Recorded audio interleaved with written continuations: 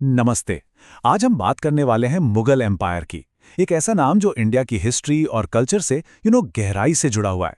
तो चलिए इस विश्लेषण में हम इस विशाल साम्राज्य की पूरी कहानी को समझते हैं, इसके शानदार शुरुआत से लेकर इसके आखिरी दिनों तक। एक बहुत ही इंटरेस्टिंग बात है, आखिर हर साल इंडिपेंडेंस डे पर हमारे प्रधानमंत्री लाल किले से ही देश को संबोधित करते हैं। सोचिए, ये वही लाल किला है जो कभी मुगल बादशाहों की शानो शौकत का गवाह था। इससे साफ पता चलता है कि मुगलों की विरासत आज भी हमारी पहचान का एक कितना बड़ा हिस्सा है। तो इस पूरी कहानी को समझने के लिए हम इस सफर को कैसे आगे बढ़ाएंगे? सबसे पहले हम शुरू करेंगे साम्राज्य के जन्म से। फिर देखेंगे अकबर का दौर, उसकी शाही शानो शौकत। इसके बाद साम्राज्य का विस्तार और उस पर पड़े तनाव को भी समझेंगे। हाँ, और ये भी जानेंगे कि इतना बड़ा सिस्टम आखिर काम कैसे करता था। और आखिर में बात करेंगे इसकी विरासत की। तो चलिए शुरुआत करते हैं साम्राज्य का जन्म। ये कहानी असल में सेंट्रल एशिया के मैदानों से शुरू होती है, एक ऐसी जगह जहां दो महान वंशों का खून मिलता है। और यही वो लोग थे जिन्होंने आगे चलकर हिंदुस्तान की तकदीर लिखी। तो आखिर थे कौन ये मुगल? देखिए, मां की तरफ से ये जंगेज खान के वंशज थे और पिता की तरफ से थे तैमूर के उत्तराधिकारी। लेकिन एक अजीब बात थी, वो खुद को मंगोल कहलाना बिल्कुल पसंद नहीं करते थे। पर ऐसा क्यों? वजह यह थी कि जंगेज खान का नाम उस दौर में बड़े पैमाने पर हुई तबाही से जुड़ा हुआ था, इसलिए वो अपने तैमूरी वंशज होने पर ज्यादा गर्व महसूस करते थे। अब देखिए, साम्राज्य की शुरुआत कोई आसान नहीं थी। 1526 में बाबर ने पानीपत में इब्राहिम लोधी को हराकर नींव तो रख दी, हाँ, लेकिन उसके बाद उनके बेटे हुमायूं का दौर बहुत उतार चढ़ाव भरा रहा। वो शेर खान से हारे और उन्हें ईरान भागना पड़ा। फिर सफविद शाह की मदद से 1555 में उन्होंने दिल्ली पर दोबारा कब्जा किया, लेकिन किस्मत को कुछ और ही मंजूर था। अगले ही साल एक एक्सीडेंट में उनकी मौत हो गई। जरा सोचिए, पहला मुगल बादशाह बाबर सिर्फ 12 साल का था जब वो फरगाना की गद्दी पर बैठा।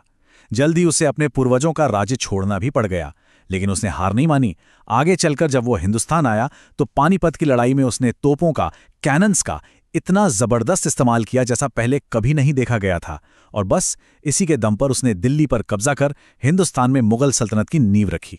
तो नींव बाबर ने रखी, लेकिन उस नींव पर एक मजबूत इमारत खड़ी की अकबर ने। और यहीं से शुरू होता है अकबर का दौर, द एज ऑफ कंसोलिडेशन।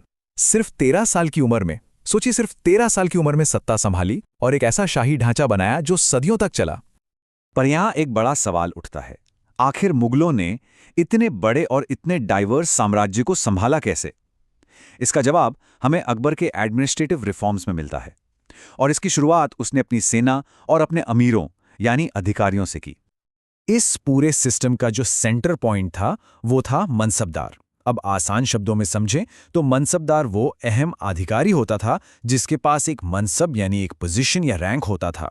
ये बेसिकली एक बहुत ही स्मार्ट ग्रेडिंग सिस्टम था, जिससे हर अधिकारी की रैंक, उसकी सैलरी और उसकी मिलिट्री ड्यूटीज सब कुछ फिक्स किया जाता था। इस सिस्टम को 3 हिस्सों में बांटा जा सकता है। स्टेप 1, जात।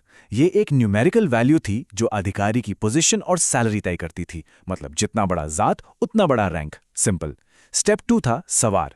इससे पता चलता था कि एक मनसबदार को कितने घुड़सवार यानी कैवलरीमैन मेंटेन करने हैं। और स्टेप 3, जागीर। देखिए, इन मनसबदारों को सैलरी कैश में नहीं मिलती थी, उन्हें जमीन से मिलने वाले रेवेन्यू असाइनमेंट्स दिए जाते थे, जिसे जागीर कहते थे। एक मजबूत एडमिनिस्ट्रेशन तो ठीक है, लेकिन अकबर यह भी जानता था कि इतने बड़े साम्राज्य को जोड़े रखने के लिए सोशल हार्मनी बहुत जरूरी है। और इसी सोच के साथ उसने इबादत खाना में अलग अलग धर्मों के गुरुओं से चर्चा की। इसका नतीजा निकला सुलही कुल यानी यूनिवर्सल पीस की पॉलिसी। इसका मतलब बिल्कुल साफ था, शासन में धर्म के आधार पर कोई भेदभाव नहीं होगा, फोकस होगा सिर्फ ईमानदारी, न्याय और शांति पर। अकबर के बाद साम्राज्य एक ऐसे दौर में पहुंचा जहां तलवारों से ज्यादा कला और आर्किटेक्चर ने अपनी छाप छोड़ी। ये था जहांगीर और शाहजहां का युग, जिसे मुगल शानो शौकत का गोल्डन एज भी कहते हैं। तो पहले जहांगीर, उन्होंने अकबर की मिलिट्री पॉलिसीज को आगे बढ़ाया, लेकिन उनके दौर की सबसे खास बात थी उनकी बेगम नूर जहां। वो बेहद प्रभावशाली थी और कहते हैं कि असल में सत्ता उन्हीं के हाथों में थी। फिर आया शाहजहां का दौर। मिलिट्री कैंपेन्स तो चलते रहे, लेकिन शाहजहां का नाम आज भी उनकी बनाई शानदार इमारतों के लिए जाना जाता है।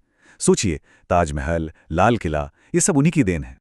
इस शानो शौकत के बाद अब साम्राज्य अपने सबसे बड़े विस्तार और साथ ही अपने सबसे बड़े तनाव के दौर में दाखिल हुआ। ये था औरंगजेब का लंबा शासनकाल। औरंगजेब के टाइम में मुगल साम्राज्य अपनी हदों के चरम पर पहुंचा। उसने बीजापुर और गोलकोंडा को जीतकर डेक्कन में मुगल परचम लहराया। साथ ही मराठों के खिलाफ एक ऐसी लंबी जंग छेड़ दी जो जैसे खत्म ही नहीं हो रही थी। लेकिन इस विस्तार की, इस एक्सपेंशन की एक बहुत भारी कीमत चुकानी पड़ रही थी। और वो कीमत थी इकोनॉमिक प्रेशर। हुआ ये कि डेक्कन में नए इलाके जीतने से मनसबदारों की संख्या तो बहुत बढ़ गई, लेकिन उन्हें सैलरी के तौर पर देने के लिए जमीन यानी जागीरें कम पड़ने लगीं। इसे ही जागीरदारी क्राइसिस कहा गया। इसकी वजह से अधिकारियों में असंतोष फैला और साम्राज्य अंदर ही अंदर से खोखला होने लगा। लेकिन इतना विशाल साम्राज्य आखिर चलता कैसे था? इसका पूरा इंजन रूम था, इसका एडमिनिस्ट्रेशन और इसका रेवेन्यू सिस्टम। तो चलिए अब इसकी बारीकियों को थोड़ा समझते हैं। पूरे साम्राज्य को सूबों यानी प्रोविंसेस में बांटा गया था, बिल्कुल आज के स्टेट्स की तरह। हर सूबे का हेड होता था सूबेदार, जिसे आप आज का गवर्नर समझ सकते हैं। पॉलिटिकल और मिलिट्री दोनों फंक्शंस उसके पास थे। फिर फाइनेंशियल ऑफिसर था दीवान। लोकल लेवल पर पीस एंड ऑर्डर के लिए फौजदार थे, और जस्टिस यानी न्याय के लिए काजी। अब बात करते हैं रेवेन्यू यानी टैक्स कलेक्शन की। इसका सबसे अहम सिस्टम था जब्त, और इसको डेवलप किया था अकबर के ब्रिलियंट रेवेन्यू मिनिस्टर तोडरमल ने। ये कोई गेस वर्क नहीं था। तोडरमल ने पिछले 10 साल के 10 इयर्स के क्रॉप यील्ड्स और प्राइसेस के डेटा को केयरफुली सर्वे किया।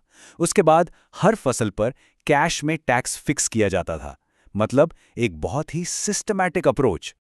लेकिन आखिरकार मुगल साम्राज्य की पूरी इकोनॉमी किसानों की मेहनत पर ही टिकी थी।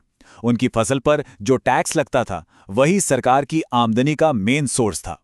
और किसानों से टैक्स वसूलने वाले जितने भी लोग थे, चाहे वो गांव का छोटा सा मुखिया हो या कोई बड़ा सरदार, उन सब के लिए एक ही टर्म इस्तेमाल होता था, जमींदार। और अब हम आ गए हैं अपने आखिरी हिस्से पर, साम्राज्य का पतन। सवाल यह है कि औरंगजेब के बाद ये इतना शक्तिशाली साम्राज्य धीरे धीरे कमजोर क्यों होता चला गया? देखिए, इसके पीछे कोई एक वजह नहीं थी, कई चीजें एक साथ हो रही थीं। पहली बात, औरंगजेब की दक्कन की लंबी लड़ाइयों ने मिलिट्री और फाइनेंशियल रिसोर्सेज दोनों को खाली कर दिया। फिर उसके बाद के जो बादशाह आए वो उतने एफिशिएंट नहीं थे। इसका फायदा उठाकर गवर्नर्स और मनसबदार बहुत पावरफुल हो गए और उन्होंने अवध और हैदराबाद जैसे नए रीजनल किंगडम्स बना लिए। और इन सब के ऊपर किसानों और जमींदारों के विद्रोह ने मुगल अथॉरिटी को चैलेंज करना शुरू कर दिया। तो चलिए एक क्विक रिकैप करते हैं। हमने देखा कि बाबर ने साम्राज्य की नींव रखी और अकबर ने इसे कंसोलिडेट किया। मनसबदारी सिस्टम इसकी एडमिनिस्ट्रेटिव बैकबोन बना और सुलह कुल की पॉलिसी ने इसको स्टेबिलिटी दी। फिर जहांगीर और शाहजहां के दौर में आर्ट और आर्किटेक्चर अपने पीक पर पहुंचा। लेकिन आखिर में ओवर एक्सपेंशन, कमजोर सक्सेसर्स और इकोनॉमिक प्रेशर, इन सब ने मिलकर इस विशाल साम्राज्य को घुटनों पर ला दिया। तो ये पूरी कहानी हमें एक बहुत अहम सवाल के साथ छोड़ जाती है। अगर मुगल एलीट यानी उनके अधिकारी इतने शक्तिशाली हो गए कि उन्होंने साम्राज्य को अंदर से ही कमजोर कर दिया, तो ये सेंट्रल अथॉरिटी और रीजनल पावर के बीच के बैलेंस के बारे में हमें क्या सिखाता है? ये एक ऐसी बात है जिस पर सोचना जरूरी है।